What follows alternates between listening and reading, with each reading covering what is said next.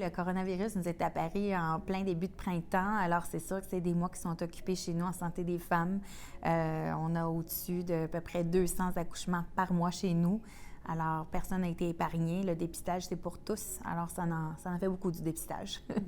T'as pas de douleur à la poitrine ou de difficulté à respirer? On n'arrête pas les grossesses malgré une pandémie. Alors, c'est certain que toute notre clientèle, il y a eu beaucoup de suivi téléphonique, les rassurances aussi.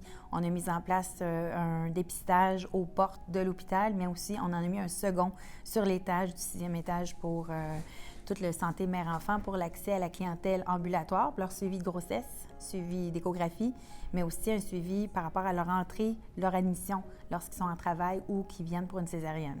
Toute la trajectoire n'a pas été épargnée. Une patiente peut développer des symptômes une fois hospitalisée aussi. Alors, tout un moyen de dépistage de corps de travail en corps de travail qui a été mis en place. Alors, beaucoup de formation au personnel pour les rassurer, puis des mesures pour les garder aussi en sécurité, bien protégés. On est une division qui est unique. On s'occupe de famille, on s'occupe d'une maman, on s'occupe du conjoint et ainsi de son bébé à naître. Parfois des jumeaux, des triplets chez nous en étant un centre haut risque.